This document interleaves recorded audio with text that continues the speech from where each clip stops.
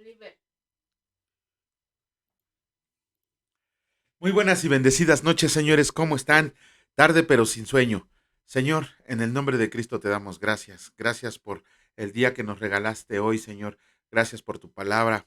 Te pedimos especialmente el día de hoy que lleves con bien a Víctor a su casa, que llegue sin problemas. Y gracias por permitirnos ser instrumentos para poderlo llevar a la enseñanza y al propósito para el cual fue llamado. Te pedimos asimismo que la palabra el día de hoy penetre en nuestro corazón para que podamos discernir cuál es tu voluntad, conocer el propósito para cada uno de nosotros y sobre todo que sea de enorme bendición para todos aquellos que la escuchan. En el nombre de Cristo Jesús, amén. Bienvenidos, señores, de nueva cuenta. Vamos a empezar sin más preámbulo. Ayer leímos 2 capítulos del libro de Levítico. Referente a los levitas significa su nombre. ¿Qué vimos en el libro de Levítico el día de ayer? Ayer leímos los capítulos 4 y 5. Realmente son las dos ofrendas que nos faltaban. La ofrenda de la expiación, que era una ofrenda para el pueblo de Israel cuando buscaba el perdón del Señor. Eh, ¿Cómo decirlo? Cualquier persona lo podía hacer siempre y cuando ya estuviera dentro del pacto con el Señor. ¿A qué edad entraban con el pacto con el Señor? A los 13 años. A los 13 años entran a ser partícipes del pacto. No es que ya sean hombres, eso es muy diferente. Partícipes del pacto es que a la edad de los 13 años, la palabra y los judíos consideran que es la edad en la que ya pueden discernir perfectamente cuál es la diferencia entre bien y mal, y con eso hacen posible que puedan iniciar ya a seguir, a cumplir con el pacto del Señor.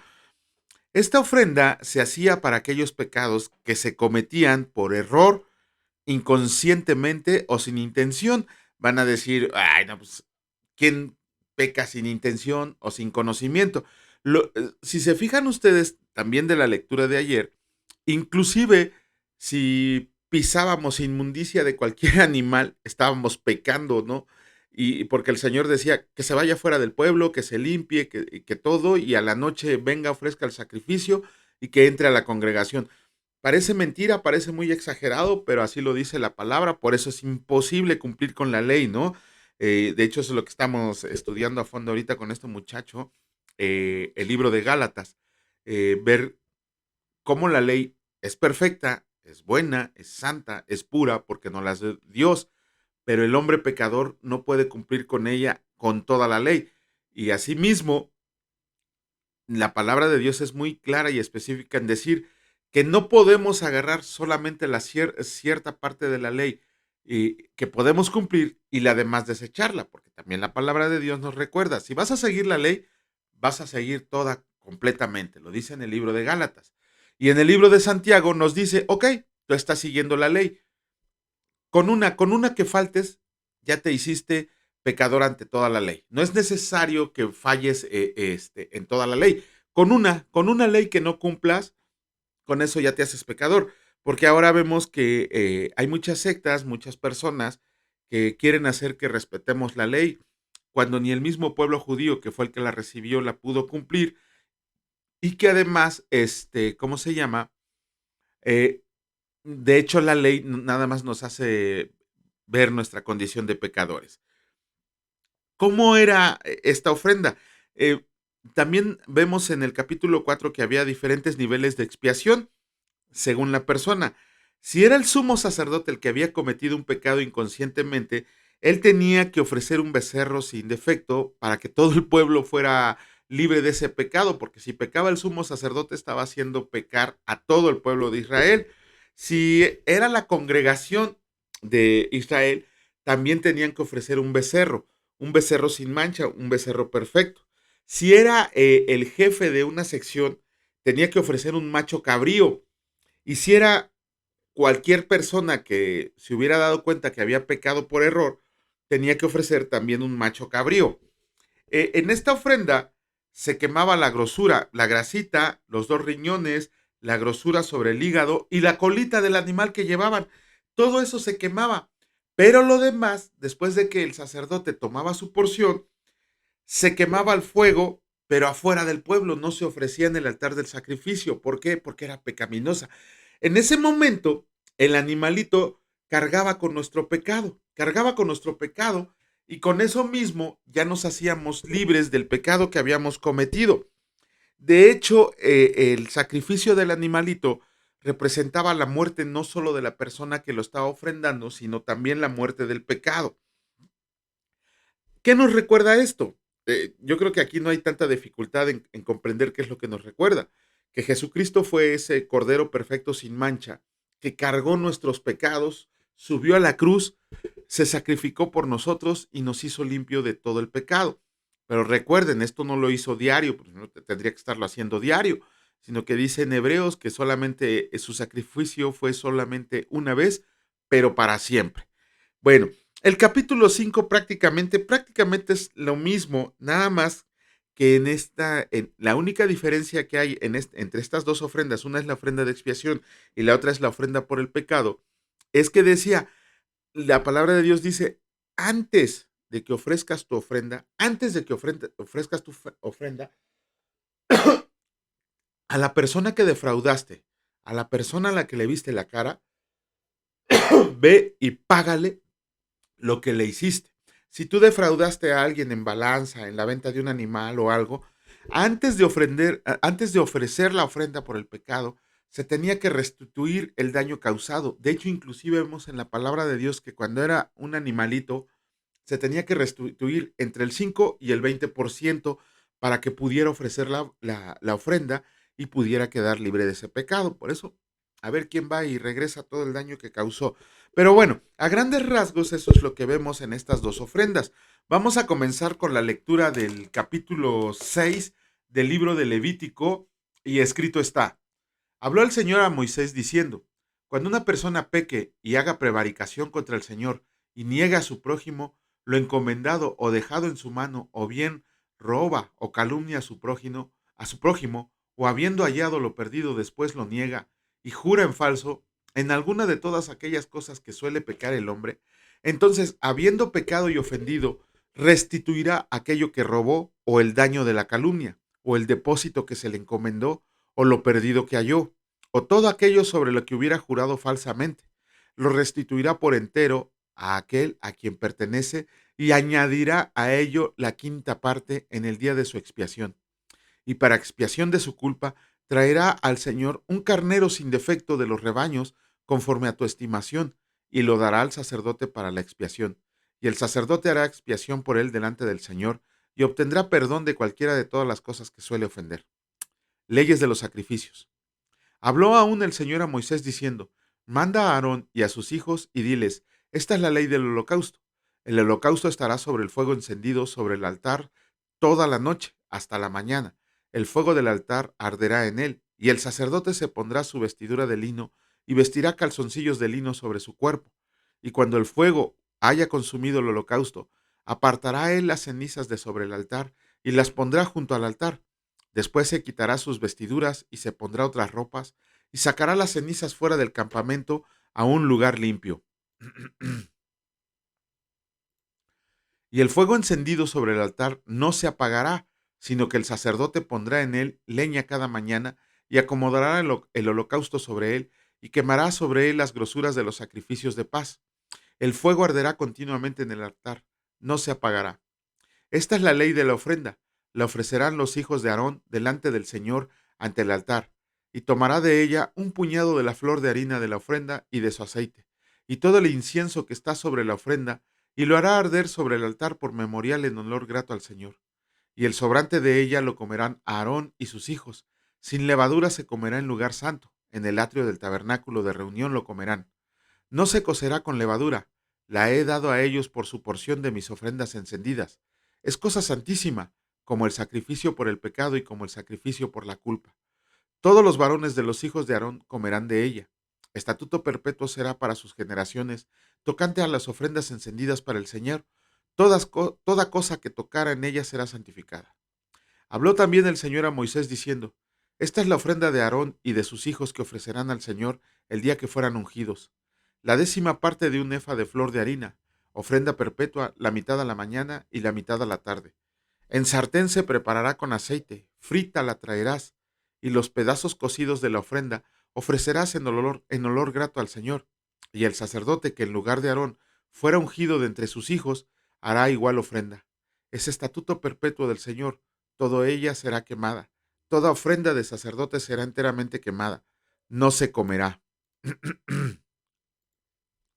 Y habló el Señor a Moisés diciendo, habla a Aarón y a sus hijos y diles, esta es la ley del sacrificio expiatorio. En el lugar donde se degüella el holocausto, será degollada la ofrenda por el pecado delante del Señor. Es cosa santísima. El sacerdote que la ofrezca por el pecado la comerá. En lugar santo será comida, en el atrio del tabernáculo de reunión. Todo lo que toque su carne será santificado, y si salpica su sangre sobre el vestido, lavarás aquello sobre lo cual cae, en lugar santo. Y la vasija de barro en que fuera cocida será quebrada, y si fuera cocida en vasija de bronce, será fregada y lavada con agua. Todo varón de entre los sacerdotes la comerá, es cosa santísima, mas no se comerá ninguna ofrenda de cuya sangre se meta en el tabernáculo de reunión para hacer expiación en el santuario. Al fuego será quemada. Capítulo 7 del libro de Levítico. Escrito está: Asimismo, esta es la ley del sacrificio por la culpa. Es cosa muy santa. En el lugar donde degüellan el holocausto, degollarán la víctima por la culpa, y rociará su sangre alrededor sobre el altar, y de ella ofrecerá toda su grosura, la cola y la grosura que cubre los intestinos, los dos riñones, la grosura que está sobre ellos, y la que está sobre los ijares, y con los riñones quitará la grosura de sobre el hígado, y el sacerdote lo hará arder sobre el altar, ofrenda encendida al Señor, es expiación de la culpa. Todo varón de entre los sacerdotes la comerá, será comida en lugar santo, es cosa muy santa. Como el sacrificio por el pecado, así es el sacrificio por la culpa. Una misma ley tendrán, será del sacerdote que hiciera la expiación con ella, y el sacerdote que ofrezca holocausto de alguno, la piel del holocausto que ofrezca será para él. Asimismo, toda ofrenda que se cosa en horno, y todo lo que fuera preparado en sartén o en cazuela, será del sacerdote que la ofrezca. Y toda ofrenda amasada con aceite o seca, será de todos los hijos de Aarón, tanto de uno como de otro. Y esta es la ley del sacrificio de paz que se ofrecerá al Señor. Si se ofrece en acción de gracias, ofrecerá por sacrificio de acción de gracia tortas sin levadura amasadas con aceite y hojaldres sin levadura untadas con aceite, y flor de harina frita en tortas amasadas con aceite. Con tortas de pan leudo presentará su ofrenda en el sacrificio de acciones de gracias de paz. Y de toda la ofrenda presentará una parte por ofrenda elevada al Señor, y será del sacerdote que rociara la sangre de los sacrificios de paz. Y la carne del sacrificio de paz en acción de gracias se comerá en el día en que fuera ofrecida. No dejarán de ella nada para el otro día. Mas si el sacrificio de su ofrenda fuera voto o voluntario, será comido en el día que ofrezca su sacrificio, y lo que de él quede lo comerán al día siguiente. Y lo que quede de la carne del sacrificio hasta el tercer día será quemado en el fuego. Si se come de la carne del sacrificio de paz al tercer día, el que le ofrezca no será acepto, ni le será contado.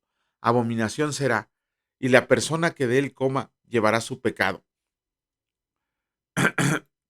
Y la carne que toque alguna cosa inmunda no se comerá, al fuego será quemada.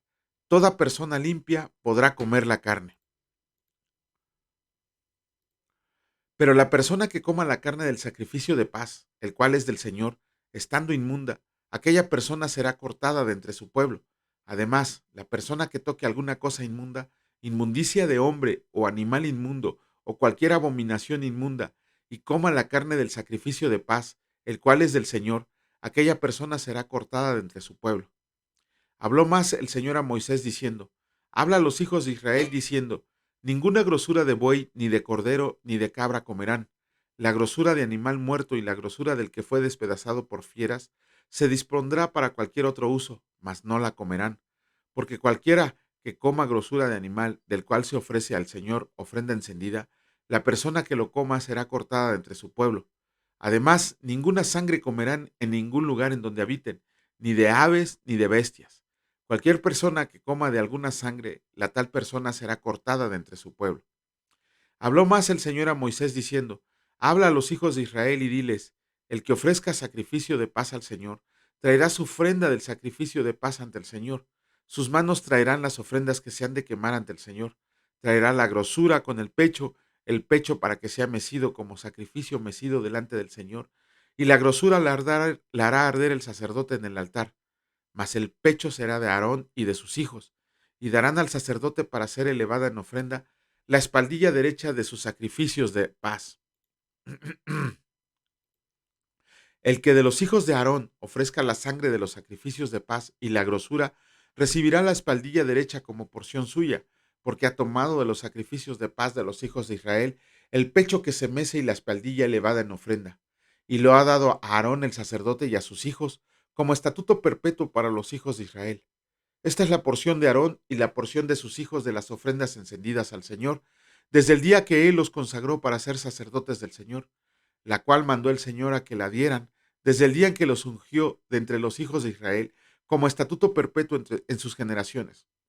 Esta es la ley del holocausto, de la ofrenda, del sacrificio por el pecado, del sacrificio por la culpa, de las consagraciones y del sacrificio de paz, la cual mandó el Señor a Moisés en el monte del Sinaí, el día que mandó a los hijos de Israel que ofrecieran sus ofrendas al Señor en el desierto de Sinaí. Con eso terminamos la lectura de los capítulos correspondientes del libro de Levítico y vamos a comenzar con lo siguiente. El día de ayer leímos el capítulo final del Evangelio de Mateo, el capítulo 28. ¿Qué vimos en el capítulo 28? Una de las cosas que más nos llama la atención está en los versículos 18 al 20, la famosa Gran Comisión. La famosa Gran Comisión, muchos pastores, muchos maestros, muchos cristianos se refieren a ella como si fuera solamente la orden de evangelizar al mundo. Es lo único que entienden que es la Gran Comisión. Sin embargo, la Gran Comisión se divide en tres y el Señor nos explica en qué se divide.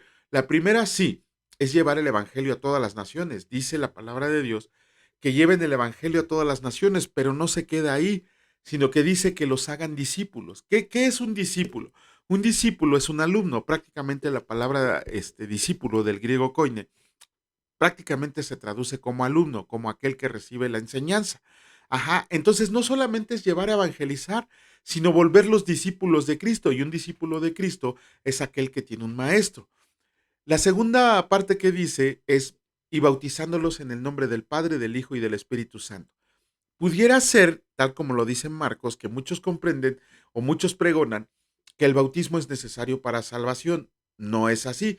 Tendríamos que leer el contexto de Marcos, el contexto de los cuatro evangelios y el contexto de Hechos para comprender que el bautismo solamente es una representación de que en obediencia a Cristo, que pertenecemos a Cristo. Es identificarnos en su muerte, sepultura y resurrección, haciendo morir al viejo hombre para que nazca el nuevo hombre que Cristo ha formado. ¿Mande?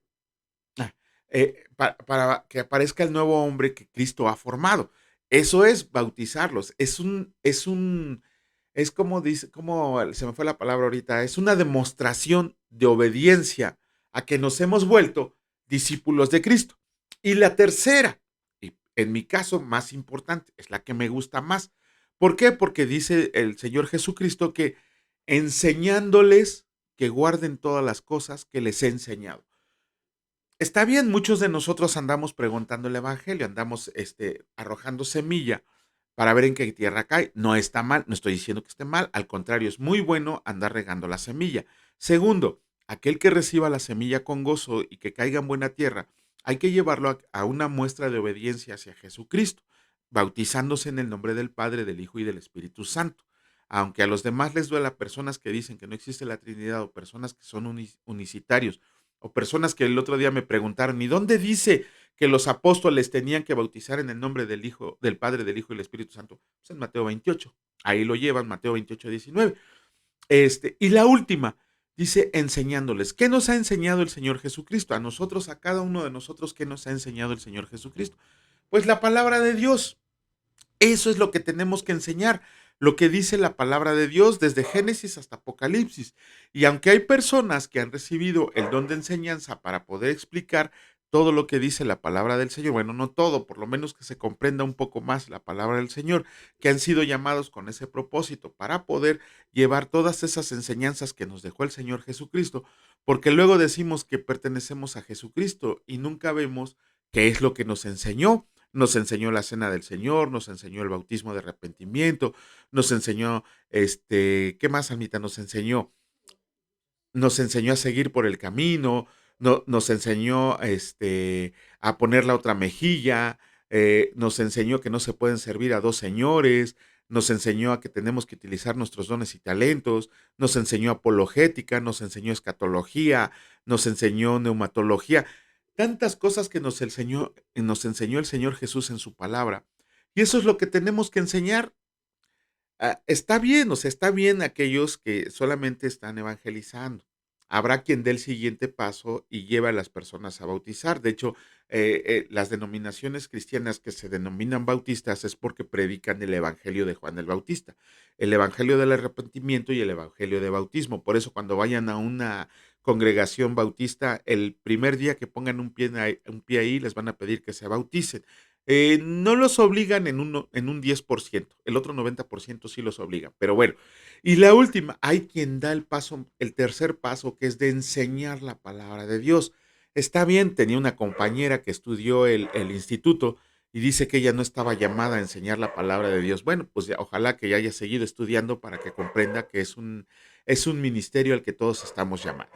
Pero bueno, terminamos el Evangelio de Mateo, los felicitamos y se pudiera pensar que tendríamos que seguir con el Evangelio de Marcos. No es así. ¿Por qué? Vamos a empezar hoy con el libro de Hechos, la formación de la iglesia primitiva. Ajá, vamos a ver tantas cosas en Hechos, de hecho vamos a empezar a ver la vida de Pablo. Y sin más preámbulos, no me dio tiempo de hacer la introducción a Hechos, pero el día de mañana se las presentamos sin ningún problema y hoy vamos a comenzar con la lectura del capítulo 1 del libro de Hechos. Y escrito está, la promesa del Espíritu Santo. En el primer tratado, oh Teófilo, hablé acerca de todas las cosas que Jesús comenzó a hacer y a enseñar. Fíjense nada más, ¿no? Eh, bueno, mañana les diré. Aquí está hablando Lucas. Perdón por no hacerles la introducción. Nada más les voy a decir rápidamente que este libro lo escribió Lucas como una continuación al Evangelio de Lucas. Pero bueno, vamos a iniciar otra vez. En el primer tratado, oh Teófilo, hablé acerca de todas las cosas que Jesús comenzó a hacer y a enseñar, hasta el día en que fue recibido arriba, después de haber dado mandamientos por el Espíritu Santo a los apóstoles que había escogido, a quienes también, después de haber padecido, se presentó vivo con muchas pruebas indubitables, apareciéndoseles durante 40 días y hablándoles acerca del reino de Dios. Y estando juntos, les mandó que no se fueran de Jerusalén, sino que esperaran la promesa del Padre, la cual les dijo, oyeron de mí, porque Juan ciertamente bautizó con agua, mas ustedes serán bautizados con el Espíritu Santo dentro de no muchos días. La ascensión. Entonces los que se habían reunido le preguntaron diciendo, Señor, ¿restaurarás el reino a Israel en este tiempo? Y les dijo, no les toca a ustedes saber los tiempos o las sazones que el Padre puso en su sola potestad, pero recibirán poder cuando haya venido sobre ustedes el Espíritu Santo y me serán testigos en Jerusalén, en toda Judea, en Samaria y hasta lo último de la tierra. Y habiendo dicho estas cosas, viéndolo ellos fue alzado y le recibió una nube que le ocultó de sus ojos. Y estando ellos con los ojos puestos en el cielo, entre tanto que él se iba, he aquí se pusieron junto a ellos dos varones con vestiduras blancas, los cuales también les dijeron, varones Galileos, ¿por qué están mirando al cielo? Este mismo Jesús que ha sido tomado de ustedes al cielo, así vendrá como le han visto ir al cielo. Elección del sucesor de Judas. Entonces volvieron a Jerusalén desde el monte que se llama el Olivar, el cual está cerca de Jerusalén, camino de un día de reposo. Y entrados subieron al aposento alto, donde moraban Pedro y Jacobo, Juan, Andrés, Felipe, Tomás, Bartolomé, Mateo, Jacobo hijo de Alfeo, Simón el celote y Judas hermano de Jacobo. Todos estos perseveraban unánimes en oración y ruego con las mujeres, y con María, la madre de Jesús, y con sus hermanos. En aquellos días Pedro se levantó en medio de los hermanos, y los reunidos eran como 120 en número, y dijo, varones hermanos, era necesario que se cumpliera la escritura en que el Espíritu Santo habló antes por boca de David acerca de Judas, que fue guía de los que prendieron a Jesús, y era contado con nosotros y tenía parte en este ministerio. Este pues, con el salario de su iniquidad, adquirió un campo, y cayendo de cabeza, se reventó por la mitad, y todas sus entrañas se derramaron. Y fue notorio a todos los habitantes de Jerusalén, de tal manera que aquel campo se llama en su propia lengua Aceldama, que quiere decir campo de sangre, porque está escrito en el libro de los Salmos, sea hecha desierta su habitación, y no haya quien more en ella, y tome otro su oficio. Es necesario, pues, que de estos hombres que han estado juntos con nosotros todo el tiempo que el Señor Jesús entraba y salía entre nosotros, comenzando desde el bautismo de Juan hasta el día en que de entre nosotros fue recibido arriba, uno se ha hecho testigo con nosotros de su resurrección. Y señalaron a dos, a José, llamado Barsabás, que tenía por sobrenombre Justo, y a Matías, y orando dijeron: Tú, Señor, que conoces los corazones de todos, muestra cuál de estos dos has escogido, para que tomen la parte de este ministerio y apostolado, de que cayó Judas por transgresión para irse a su propio lugar. Y les echaron suertes. Y la suerte cayó sobre Matías y fue contado con los 11 apóstoles.